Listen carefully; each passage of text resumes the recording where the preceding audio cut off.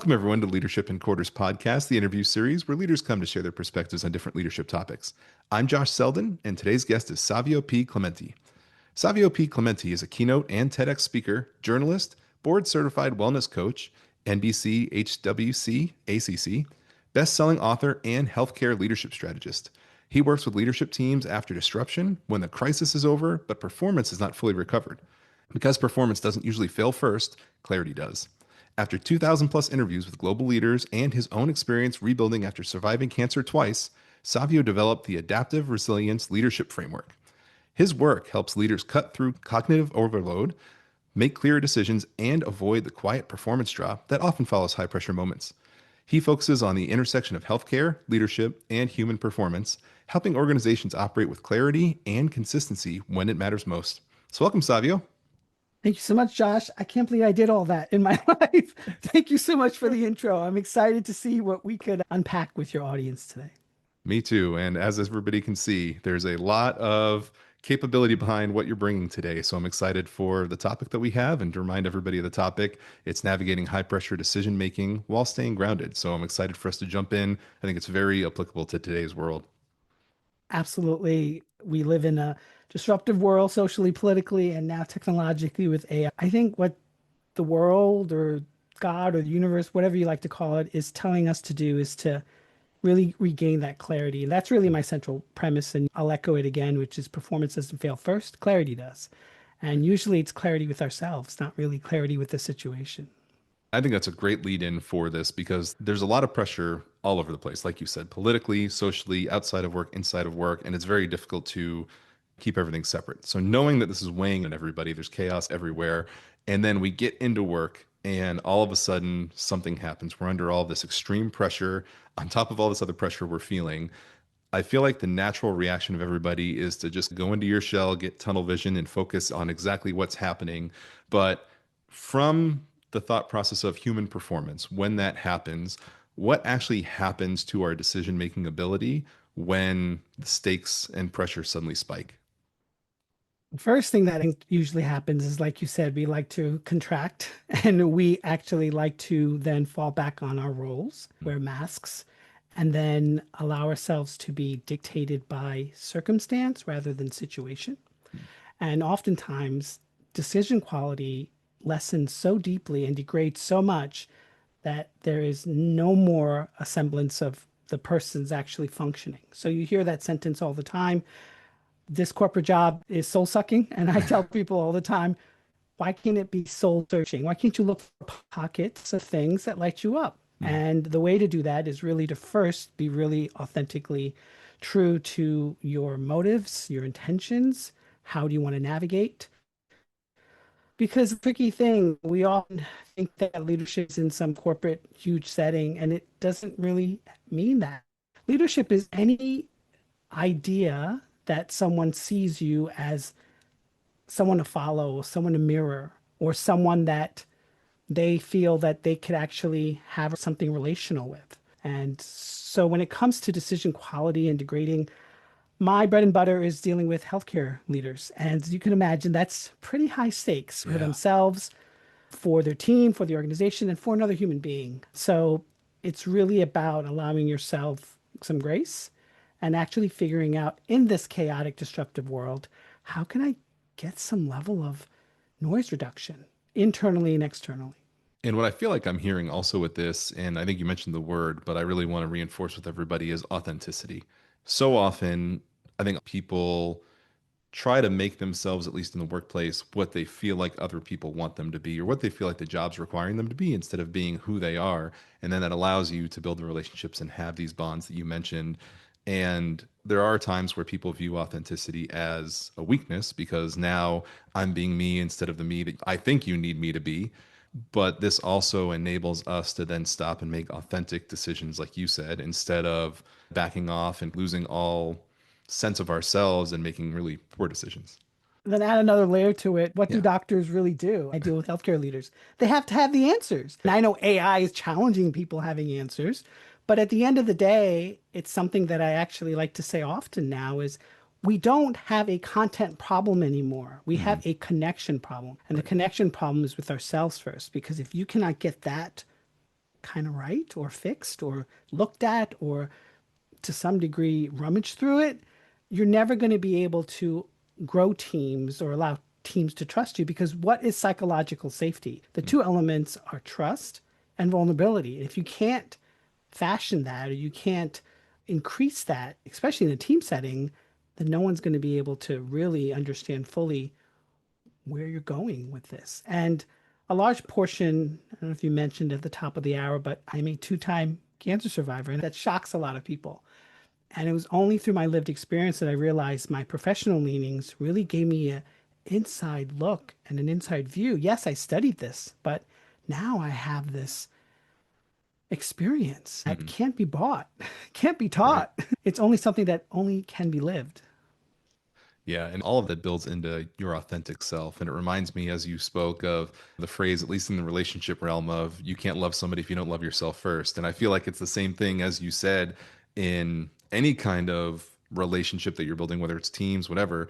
If you don't know who you are, whether it's through learned or lived experiences, and you don't truly know who your authentic self is, then you're never going to build those bonds and create those teams that you're striving for. Yeah, I'll tell you a quick story. Yeah. I'm a journalist. Right before I had a cancer relapse in 2024, I was initially diagnosed in 2014, and I got an assignment from my editor. And my beats, just for everyone to know, is health, wellness, and leadership. Obviously, makes sense. Yep. He's Savi, would you like to go and cover the red carpet at the Oscars? I'm like, what? Wow. It's not even my beat. I'm like, okay. And I had a friend who lived in LA, so he took me to Venice and to Malibu. This is before the fires. And then I attended, and I'm there with a whole bunch of top entertainment publications. The celebrities are coming. And what do I realize, Josh?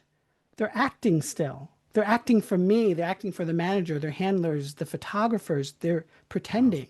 And I'm like, oh my gosh. I'm like, I saw it so clear as day because I have a coach mentality, I have a speaker mentality, and Yeah. I have a journalist mentality.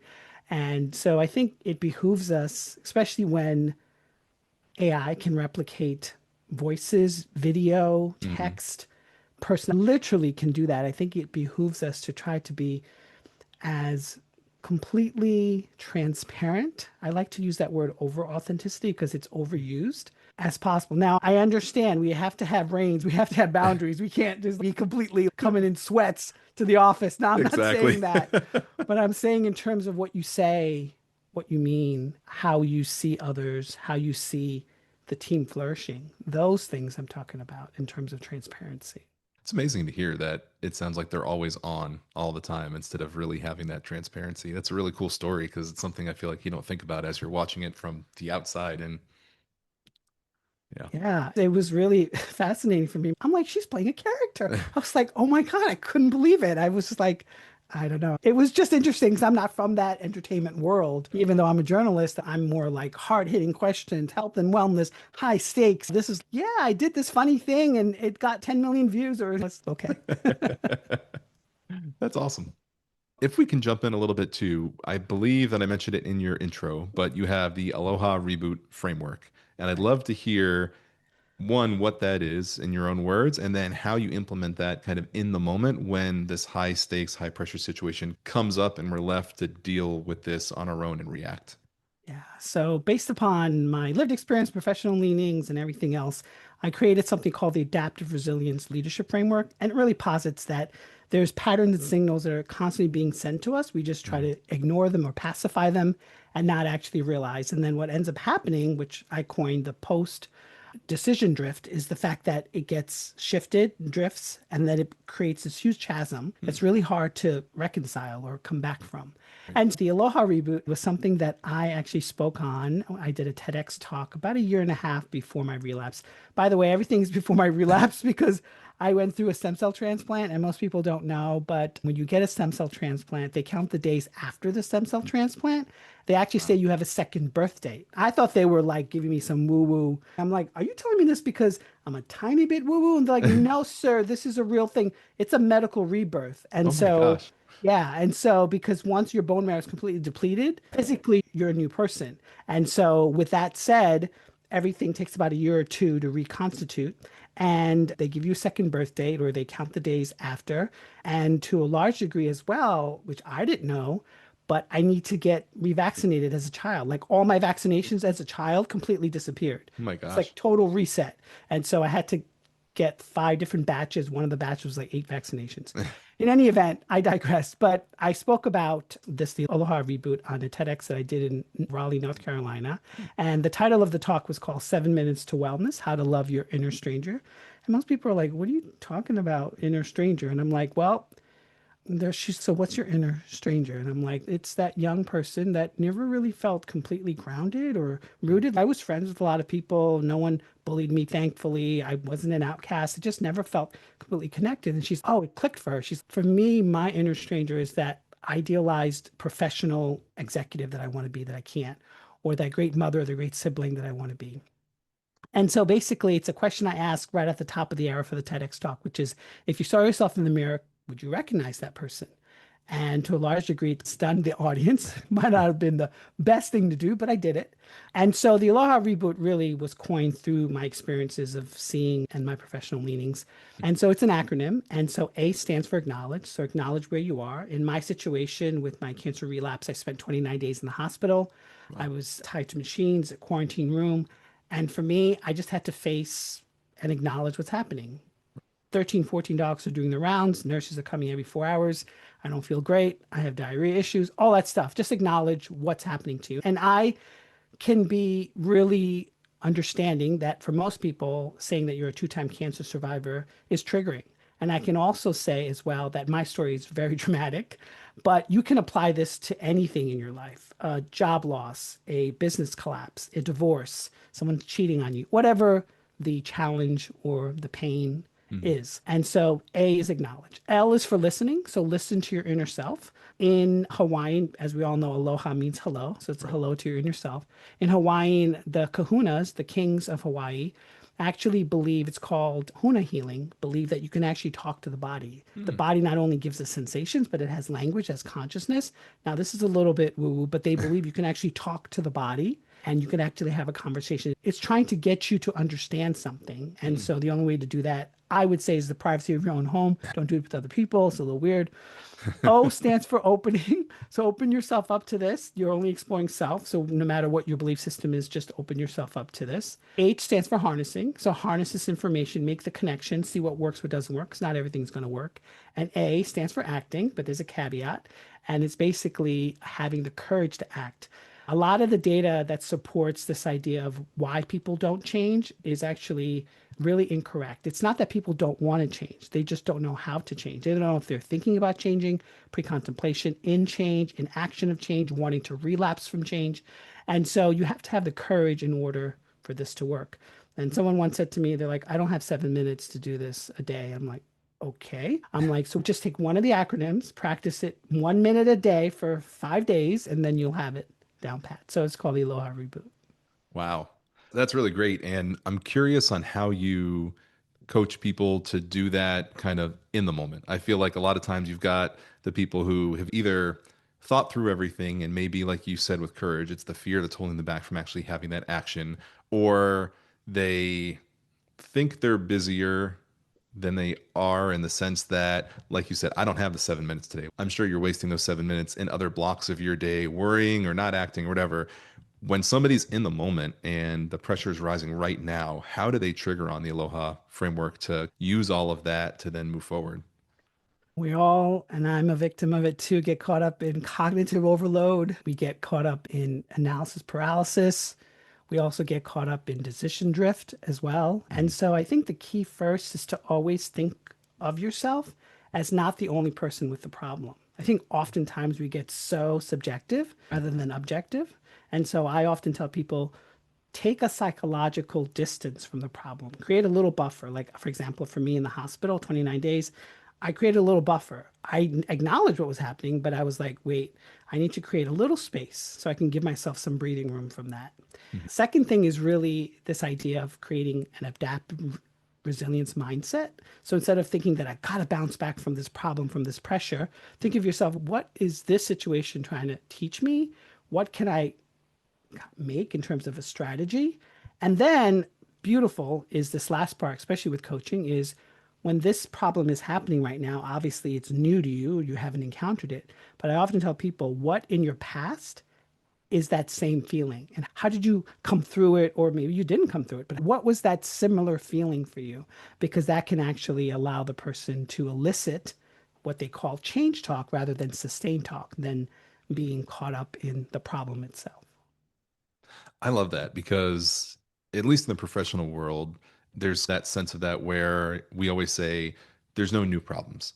There may be a newer problem to you, but somebody has already seen this problem. We've already solved this problem. Sadly, we didn't solve it for good because it's back, but it's already been solved. Let's go talk to people and figure out how we did that. And I love this thought process on that, but for yourself. And though the problem itself may be new, like you said, the feeling is not new. How we got over it necessarily isn't new. And it's that pause, that meta moment to stop back and say, what can I do or what have I done in the past to get over it to do it now? I love that thought process shift because a lot of times we don't and we freak out that there's this new problem we're dealing with and then we spiral instead of taking that breath and being able to move forward. Especially when I deal with executives, healthcare leaders, this idea of decision quality after that pressure, after that high stakes disruption, people are often lost and they Mhm. actually feel like they can gain some normalcy. They want to be better, but they don't know how to be better. And so by allowing them to resource their past, allowing them to resource their wins and even their losses, creates a connection with other people because they realize this problem maybe can't be completely solved, but I can ease the tension around it. I can soften it a little bit. And a lot of my work, especially in coaching with executives, is really this, not only just the talk, but Mhm. it's really about an embodied somatic experience. Soma means the body. So it's Mhm. where in your body are you feeling this? Where are you sensing things? Is there a language to it? Is there sensation? Is there color? Is there shape? What's actually happening in order to really be precise as to how it's affecting your physiology and also affecting your mental acuities, affecting your emotions. A large portion of my time in the hospital, I call it like a spiritual exile because it's in a quarantine room. I actually figured out for myself this idea of metacognition. I was talking to someone, she's, I can't talk about metacognition in an executive. I'm like, no, I don't want you to talk about metacognition in an executive setting. But metacognition is really the thinking of the thinking. And as you can imagine, a lot of time to think. But one thing that I realized was that who is the Savio in the bed tied to all these machines with a relapse from blood cancer? And who is this other person who still has some level of acumen, some level of emotional aliveness? And how can I relegate that? Who's actually doing the thinking? Where's the consciousness from all this? And so I think when you allow yourself, and I'm a huge proponent of this, and although I'm not very prescriptive in what I do, is allowing yourself to have this intentional silence. Because one of the two anchors that I had, Josh, two Mhm. things that were free and available to me, which is silence and stillness. No one could take that away from me. And in it, there was such great power in that. And I don't care what belief system, even if you don't have one, those two things are extremely eye-opening and transformative. Savio, you're hitting the nail on the head on something that I think I just had a conversation a couple weeks ago about something similar where in North America specifically, everybody hates silence. For whatever reason, we want to stay away from silence. And I think, especially in today's day and age, we need to stop and we need to embrace silence. And we need to have those silent moments to be able to understand who's really driving, who's really thinking. Because every time there is silence, we try to fill it. We can't just sit here for a couple seconds and reflect. We need to fill it with something. And 90% of the time, whatever you're feeling with is not helpful, but there's no silence. Think about it. Let's just take social media, for instance. There's always another video that's Yep. queued and that takes seconds. Now, with I think 2 seconds is the average, 2 to 3 seconds, the average response rate for Mm. a question that you ask it. Think about that, 2 to 3 seconds. And then some people say to me, I can't meditate. I'm like, what are you trying to do with meditation? I can't do lotus position and I can't do it for 20 minutes. No, who's telling you to do in lotus Yeah. position and who's telling you to do it for 20 minutes? Do you know I started over 20 years ago and I started at 1 minute and then now I'm at 20 and it's something that I use. But I'm like, okay, so meditation's not your thing. Is yoga your thing? No, yoga's not your thing. Fine. Is journaling your thing? It's not your thing. Okay, then do some breathing exercises or take a walk in nature Yeah. or hum. Do something that allows yourself the ability to actually create a little bit of space and not constantly put yourself in a friction environment because that's just going to wear us down. Burnout is a huge word. I don't use it a Yeah. lot because everyone talks about it.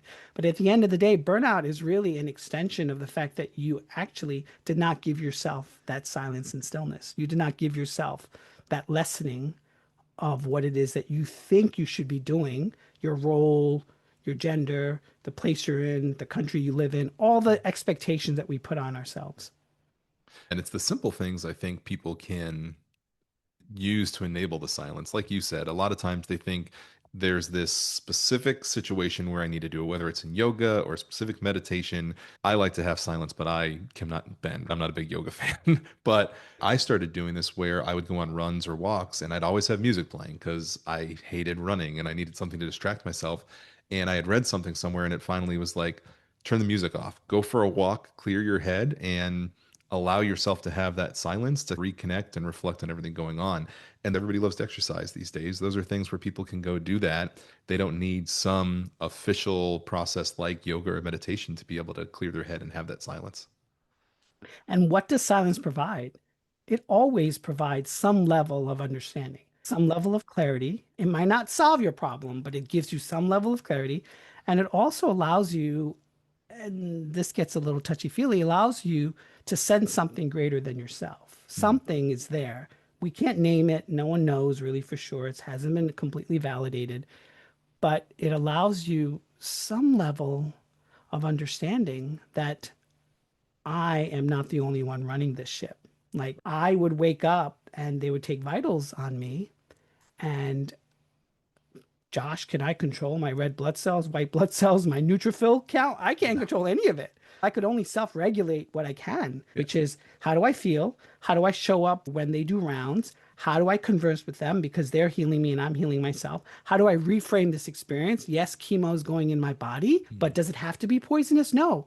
It could be actually healing. It could be an elixir. It could be mana, as they call it in the Bible. And I have to allow myself to surrender and submit to it. And so I grew up Catholic, but I studied not every, but I've studied a lot of belief systems from Buddhism to Jewish philosophy, mysticism, and also to Vedic philosophy as well. And Eastern philosophy was really key in my understanding of cancer and all that it gave to me and all that I'm learning from it was that the river never rushes and the sea never rushes. It has architecture underneath, and the river knows its direction, even though there's something abutting it. And so I think we need to take more of that stance, especially now when things are so chaotic and Mhm. people don't have a clear understanding as to what their motives are anymore, or what they're dreaming about, or what they're hoping for. That great desire has somewhat lessened for a lot of people. And I don't know how people can get that back. The only way you can is to resource yourself. That's why I'm very keen on telling people what works for me doesn't always work for someone else. But these are truths. And if you find an error in truth, as I learned a long time ago, you don't discard the truth, you discard the error. And that's the key that I had to learn myself from that. I think that's really interesting. I'd love to dive a little deeper into something that you've mentioned a couple times. We keep talking about thinking, we keep talking about cognition, really around the mind as people are in these situations. And you did touch on this from a couple examples between the Hawaiians listening to their bodies and just regulating emotions, where in the professional world, we are taught, officially or unofficially, to bypass emotions, focus on data, focus on thinking, focus on things that make sense. Don't listen to your emotions, and in turn, don't listen to what your body's telling you or screaming at you.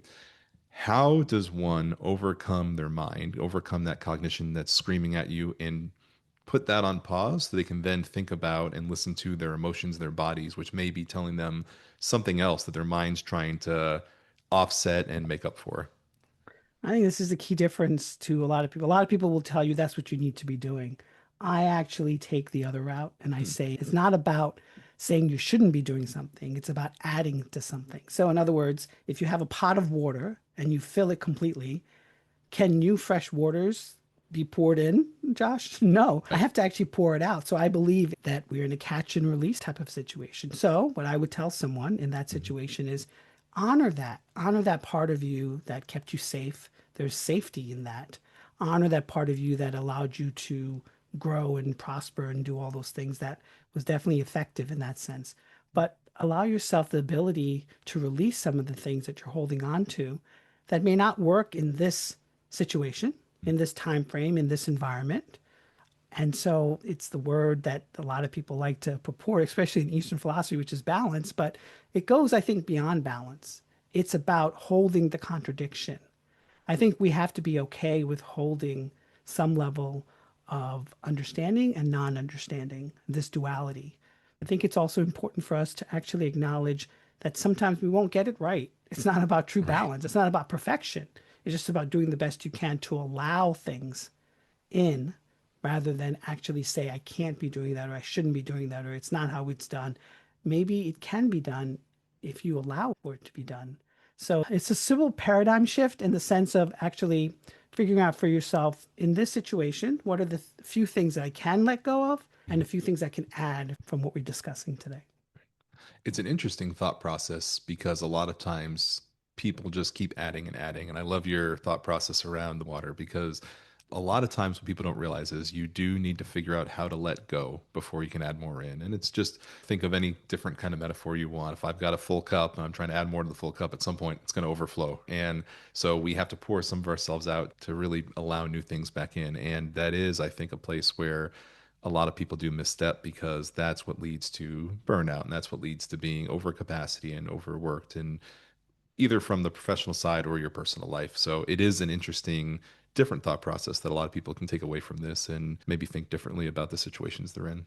It's a paradox because I think to a large degree, we want that perfect answer. AI is now training us for that perfect answer. Right. We know AI hallucinates.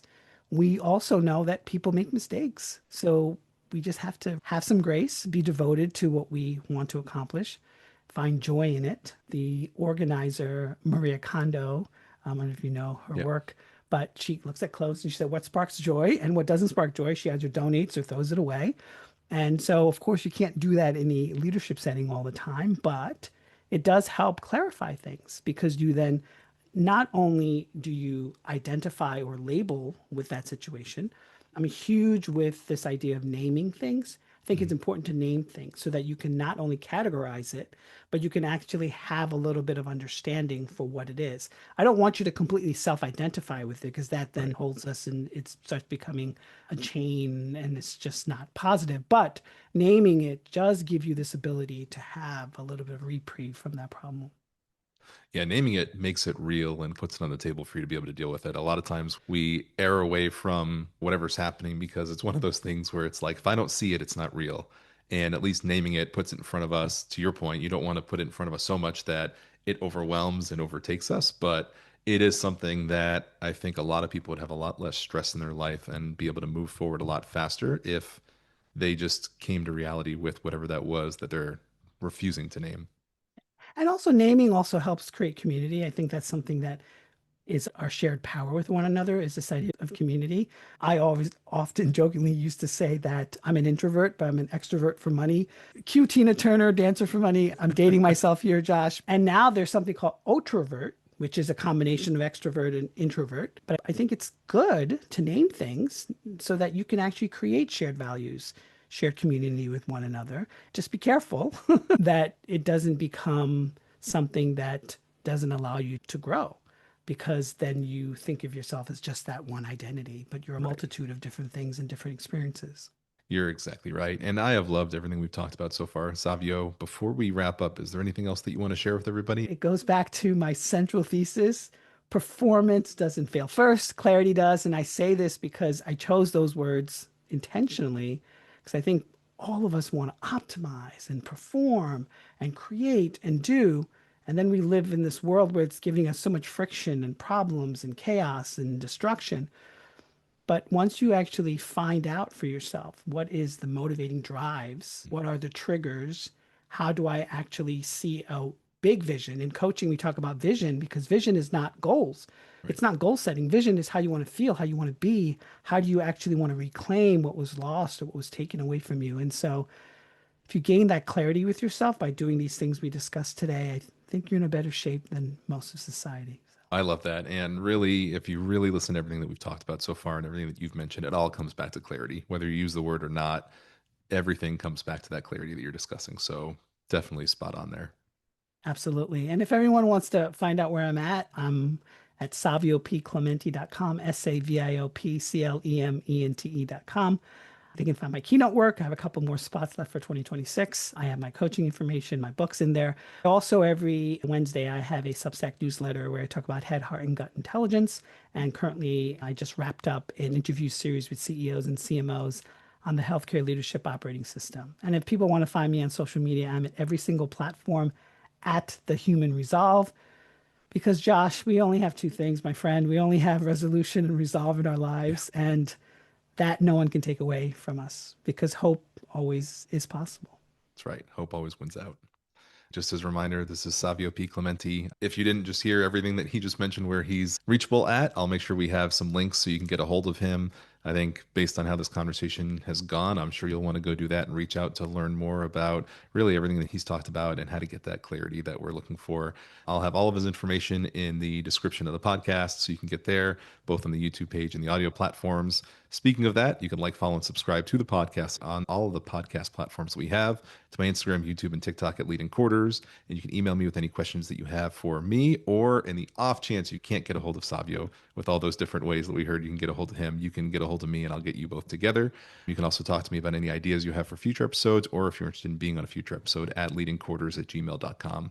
But Savio, again, thank you for everything. I think what I like about these type of talks is it gives us a different frame of mind to have in these situations. A lot of times we're all in these very similar situations over and over again, and this at least gives us a different way to think and look at things. And so I think people are going to walk away from this episode really thinking differently and feeling differently. So I appreciate that. Thank you. We could have gone corporate talk here, but I'm like, no, let's bring it more human. Yeah, I So we love do it. best.